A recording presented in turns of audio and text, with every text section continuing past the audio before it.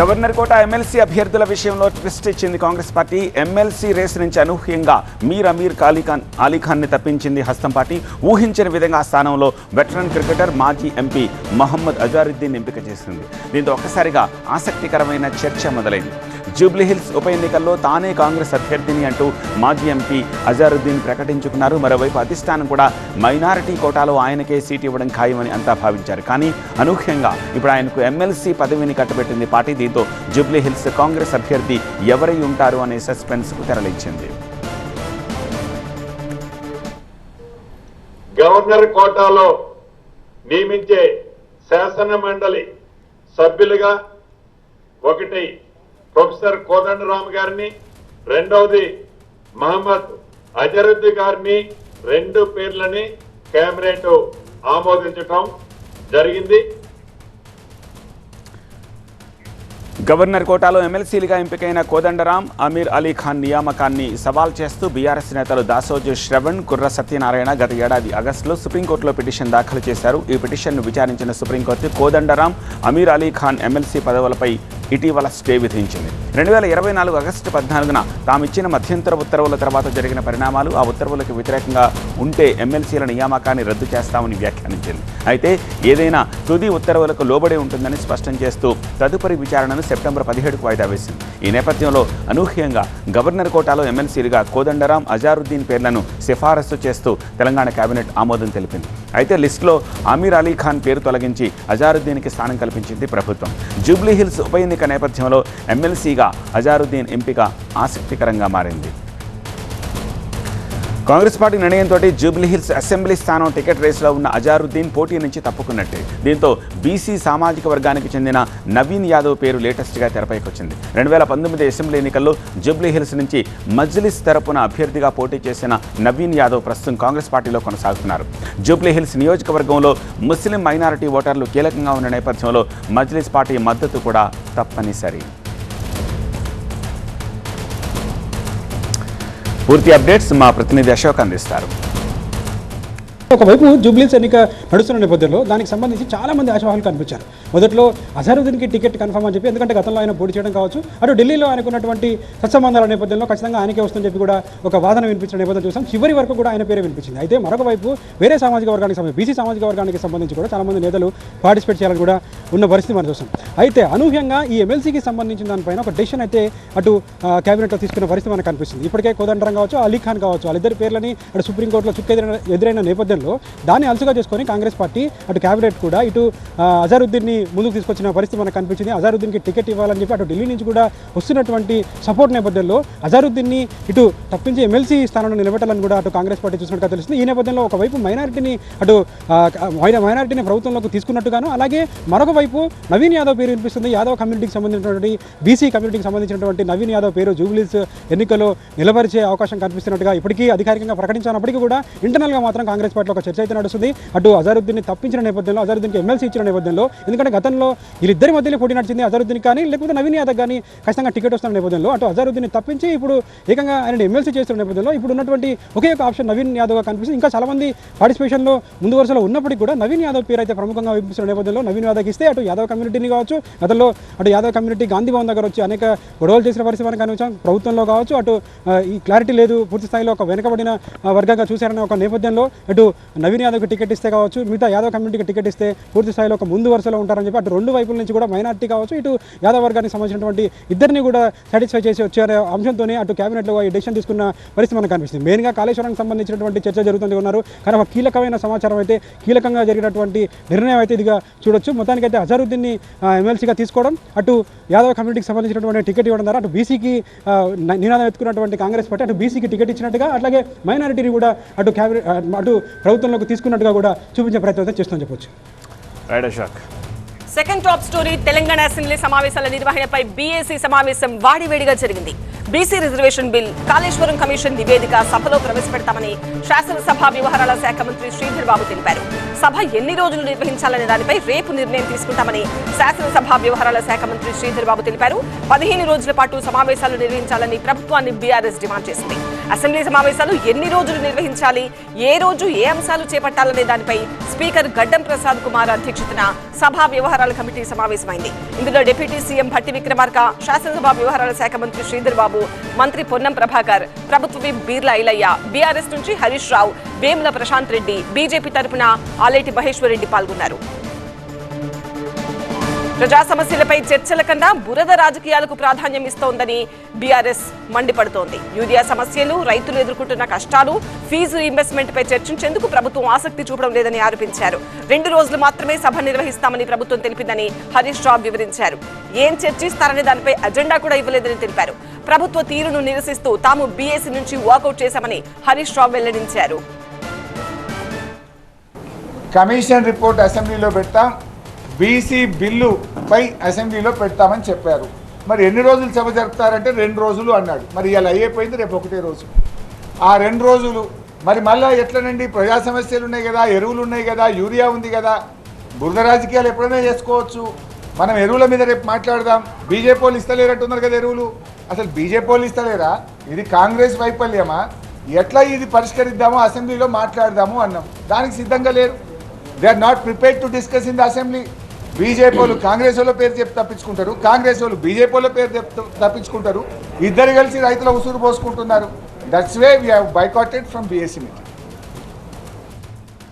ప్రజా సమస్యలపై చర్చించేందుకు ప్రభుత్వానికి దమ్ము లేదని బీజేపీ నేత మహేశ్వర్ రెడ్డి ఆరోపించారు. 1 రోజులో సమావేశంలో ఏం చర్చిస్తారో తెలియడం లేదని అన్నారు. రైతు సమస్యలపై చర్చించకుండా ప్రభుత్వం ఎందుకు తప్పించుకుంటోందని మహేశ్వర్ రెడ్డి ప్రశ్నించారు. కేవలం ఒక ఎజెండాతోటి, ఒక ఆలోచనతోటి రేపు వచ్చేటువంటి స్థానిక ఎన్నికలు దృష్టిలో పెట్టుకొని 1-2 అంశాలను మాత్రమే, వారికి అక్కడికి వచ్చే అంశాలు మాత్రమే చర్చించి వారు సభను వాయిదా చేసే ప్రయత్నం చేస్తూ ఉన్నారు. బీఎస్సీలో కనీసం 30 రోజులు వర్షాకాల సమావేశాలు నడపాలని చెప్పి మేము కోరాం. కనీసం 10-15 రోజులు జరిగినా అనేకమైనటువంటి సమస్యలు చర్చించే అవకాశం ఉంటుంది, పరిష్కారం దొరికే అవకాశం ఉంటుందని చెప్పి ప్రభుత్వాన్ని కోరడం జరిగింది. కానీ ఒంటెద్దు పోకడతోటి మేము అన్నదే జరుగుతుందని, మేము 1 రోజు అంటే 1 రోజే సభ నడుపుతామని, మేము అనుకున్నటువంటి అంశాలు మాత్రమే చర్చ చేస్తామని చెప్పేటువంటి ఈ ప్రభుత్వాన్ని నేను సూటిగా అడుగుతా ఉన్నాను. తెలంగాణ అసెంబ్లీ సమావేశాలపై బకలి ప్రభాకర్ తో మాట్లాడదాం. ప్రభాకర్, ఇవాల్టి బీఏసీ సమావేశం నుంచి బీఆర్ఎస్ వాకౌట్ చేయడం చూస్తుంటే ఒక టీజర్ లాగా అనిపిస్తోంది. ఇక రేపటి తెలంగాణ అసెంబ్లీ సమావేశాల్లో కాళేశ్వరంపై నివేదిక, బీసీ రిజర్వేషన్, మరోవైపు యూరియా సమస్యలపై బీఆర్ఎస్, ఇలా ఎంత హాట్ గా జరగబోతున్నాయి తెలంగాణ అసెంబ్లీ సమావేశాలు? రైట్, కొద్దిసేపు క్రితమే బీఏసీ సమావేశం ముగిసింది. బీఏసీ సమావేశం నుంచి అటు బీజేపీ అండ్ బీఆర్ఎస్ 2 పార్టీలు కూడా తమ వాదనలు వినిపించాయి. 15 రోజుల పాటు సభను నిర్వహించాలంటూ బీజేపీ పట్టుబట్టింది. అట్లాగే బీఆర్ఎస్ కూడా చాలా క్లారిటీగా మాకు సభ షెడ్యూల్ కావాలంటూ అడిగింది. కాకపోతే దానికి సంబంధించి కేవలం Kaleshwaram commission report, BC reservation bill, ఈ 2 అంశాలపైన సభ చర్చిస్తుందని ఎల్ఏ మినిస్టర్ చెప్పినప్పటికీ కూడా బీఆర్ఎస్ వాకౌట్ చేసిన పరిస్థితి కనిపిస్తుంది. కనీసం 15 రోజుల పాటు సభ నిర్వహించాలి, అన్ని అంశాలపైన చర్చించాలి అనేది బీఆర్ఎస్ బీజేపీ పట్టుపట్టిన పరిస్థితి కనిపించింది. సో మొత్తానికైతే రేపు నిర్ణయం తీసుకుంటామని ఎల్ఏ మినిస్టర్ ప్రకటించారు. సో రేపు బీఏసీ సమావేశానికి సంబంధించిన నిర్ణయం రేపు రానుంది. ఎన్ని రోజుల పాటు సభ నిర్వహించాలి అనేది రేపు చెప్తామనేది అయితే ఎల్ఏ మినిస్టర్ చెప్పారు. సో ఇక సభ విషయానికి వస్తే సభలో చాలా కీలకమైన అంశాలు చర్చించాలనేది ప్రభుత్వం ఆలోచనగా తెలుస్తుంది. మొదటగా కాళేశ్వరం కమిషన్ రిపోర్ట్ను రేపు ఇంట్రడ్యూస్ చేయనున్నారు. రేపు ఇంట్రడ్యూస్ చేసిన తర్వాత ఈరోజు దానికి సంబంధించి జలసౌదాలో 7 గంటలకి మంత్రి ఉత్తమ్ కుమార్ రెడ్డి ప్రభుత్వానికి సంబంధించిన మంత్రులు, కాంగ్రెస్ ఎమ్మెల్యేలకు ఒక ప్రజెంటేషన్ ఉంది. జలసౌదాలో మంత్రి ఉత్తమ్ కుమార్ రెడ్డి ప్రజెంటేషన్ను ఇవ్వబోతున్నారు. కమిషన్ రిపోర్ట్ ఏం చెప్పింది, కమిషన్లో పీసీ ఘోష్ చెప్పిన అంశాలు ఏంటి, ఎక్కడి నుంచి బీఆర్ఎస్ను టార్గెట్ చేసుకుంటూ రావాలి అనే అంశాలని ప్రధానంగా ఈ ప్రజెంటేషన్లో వివరించున్నారు. సో ఈ ప్రజెంటేషన్ అయిన తర్వాత రేపు ఇంట్రడ్యూస్ చేసిన తర్వాత రేపు ఈ బిల్ పైన, ఈ కమిషన్ రిపోర్ట్ పైన ప్రధానంగా చర్చ జరిగే అవకాశం అయితే కనిపిస్తుంది.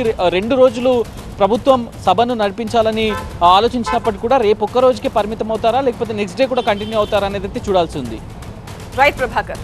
ఇక కుప్పంపై వరాల వర్షం కురిపించారు సీఎం చంద్రబాబు. 3,908 కోట్ల రూపాయల పెట్టుబడులు పెట్టేందుకు పారిశ్రామికవేత్తలు సిద్ధంగా ఉన్నారన్నారు. డిసెంబర్లో ఎయిర్పోర్టు నిర్మాణం మొదలు పెడతామన్నారు. అలాగే బెంగళూరుకి గంటన్నరలో వెళ్లేలా రోడ్ల నిర్మాణం చేపడతామన్నారు.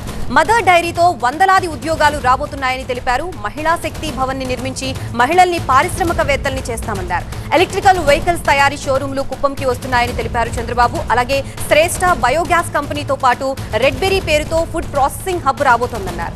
కింగ్స్ వుడ్ పేరుతో ఫైబర్ వుడ్ ఫ్యాక్టరీ కుప్పంకే వస్తుందన్నారు చంద్రబాబు. ఐఫోన్ స్పేర్స్ తయారీ కంపెనీని తీసుకొస్తున్నట్లు వెల్లడించారు.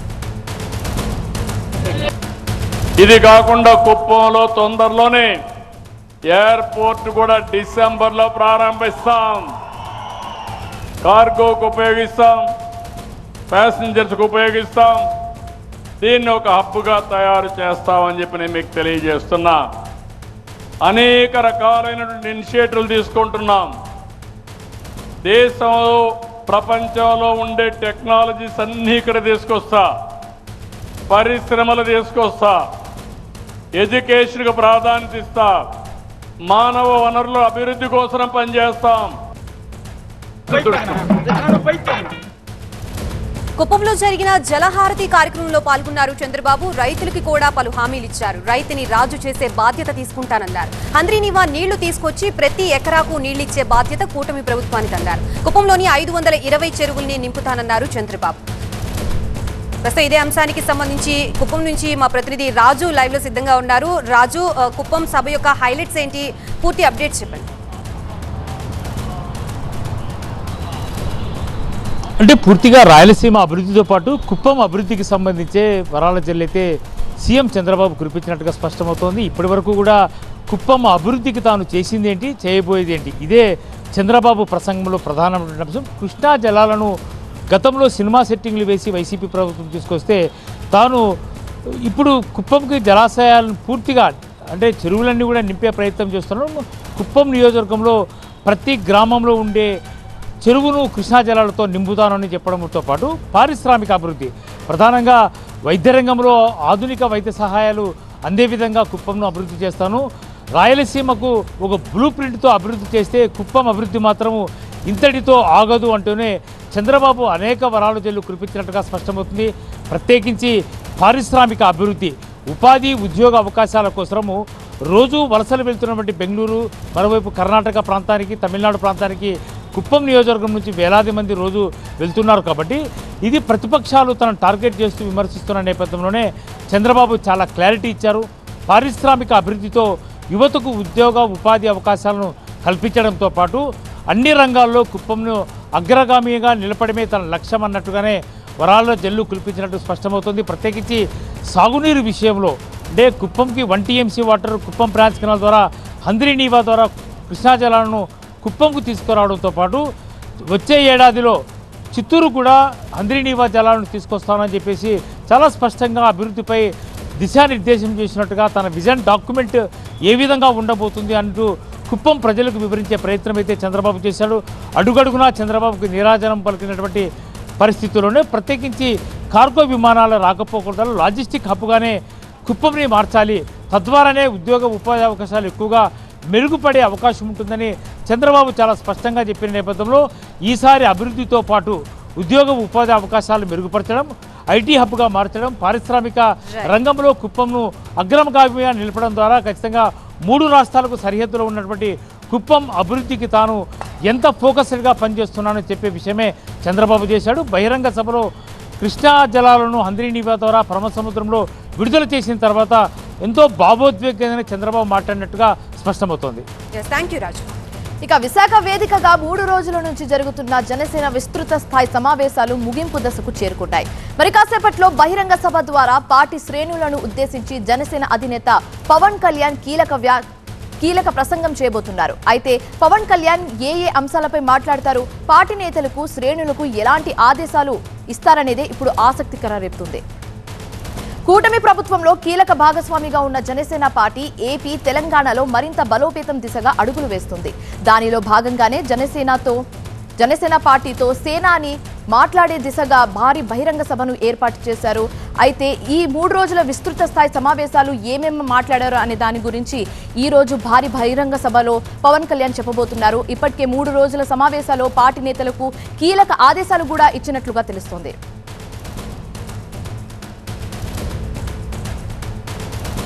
ఇక విశాఖ వేదికగా పార్టీ నేతలకు శ్రేణులకు పవన్ కళ్యాణ్ కీలక సంకేతాలు ఇచ్చారన్నారు ఆ పార్టీ సీనియర్ నేత అనకాపల్లి ఎమ్మెల్యే కొనతాల రామకృష్ణ. వచ్చే ప్లీనరీ నాటికి జనసేన పార్టీకి సంబంధించి అన్ని కమిటీలు పూర్తి చేసి ట్రైనింగ్ ఇవ్వబోతున్నట్లుగా చెప్పారు. పార్టీ గ్రామ స్థాయి నుంచి, వార్డు స్థాయి నుంచి, బూత్ స్థాయి నుంచి పటిష్టపరుస్తూ రేపు వచ్చే ప్లీనరీ సమావేశం మే 26కి పూర్తి స్థాయిలో అన్ని స్థాయిల్లో కమిటీలు నిర్మించి వాళ్ళ ట్రైనింగ్ కార్యక్రమాలు కూడా పెట్టి ప్రజలకు మమేకమై ప్రజలతో ఏ రకంగా ఉండాలి, ప్రజలకు అనుకూలమైనటువంటి ప్రభుత్వం చేయాలంటే ఏ ప్రణాళికలు చేయాలి, ఆ ప్రణాళికలు సిద్ధం చేసుకోవడానికి ఈ మేధోమథనం జన సైనికులతోనూ వీర మహిళలతో అయింది. మరింత తాజా సమాచారం మా సీనియర్ కరెస్పాండెంట్ ఖాజా అందిస్తారు. ఖాజా, మరి కాసేపట్లో పవన్ కళ్యాణ్ భారీ బహిరంగ సభలో మాట్లాడబోతున్నట్లుగా తెలుస్తుంది. అయితే ఏ అంశాలకి సంబంధించి ఆయన మాట్లాడబోతున్నారు, పూర్తి డీటెయిల్స్ ఏంటి? ఖచ్చితంగా సేనతో సేనాని పేరుతో పవన్ కళ్యాణ్ ప్రత్యేకంగా 3 రోజుల విస్తృతస్థాయి సమావేశాలు విశాఖలో ముగింపు దశకు చేరుకున్నాయి. తొలి 2 రోజుల్లో తొలి రోజు పార్టీ లెజిస్లేటివ్ పార్టీ సమావేశం జరిగింది. ఆ తర్వాత మధ్యాహ్నం నుంచి క్రియాశీల కార్యవర్గ సమావేశం కూడా నిర్వహించారు. దాంతోపాటు నిన్న రెండో రోజు ప్రధానంగా పార్లమెంటరీ నియోజకవర్గ ప్రత్యేకంగా ఎంపిక చేసిన 10 మంది, ఒక్కొక్క నియోజకవర్గం నుంచి 10 మంది చొప్పున ఎంపిక చేసి వారితో ప్రత్యేకంగా మాట్లాడుతూ వారిలో జనసేన క్యాడర్ అలాగే మేధావులు, ఉద్యోగ వర్గాలు కూడా ఉన్నారు. అయితే ప్రధానంగా ఈ 2 రోజుల సమావేశాలతో పాటు ఈ రోజు ప్రత్యేకంగా మరి కాసేపట్లో పవన్ కళ్యాణ్ క్రియాశీల కార్యకర్తలను ఉద్దేశించి కీలక ప్రసంగం చేయనున్నారు. ఇప్పటికే మున్సిపల్ స్టేడియంకు సభావేదిక వద్దకు పవన్ కళ్యాణ్ చేరుకున్నారు. అందరి ఆసక్తి కూడా పవన్ కళ్యాణ్ ప్రసంగం పైన. ఎందుకంటే ఇప్పటికే పార్టీ ఆవిర్భావం నుంచి ఇప్పటి వరకు జనసేన సాధించిన విజయాలు ఏంటి, ఒడుదుడుకులు ఏంటి, ఇప్పుడు కూటమితో కలిసి ముందుకెళ్లే పరిస్థితి ఎందుకు వచ్చింది, ఇప్పుడు ఏ విధంగా ముందుకు వెళ్ళాలనే దానిపైన పూర్తిగా అధినేత ఫోకస్ పెట్టి ఇప్పటికే 3 రోజుల సమావేశాల్లో కేడర్కు ఒక దిశానిర్దేశం చేశారు. అయితే ప్రధానంగా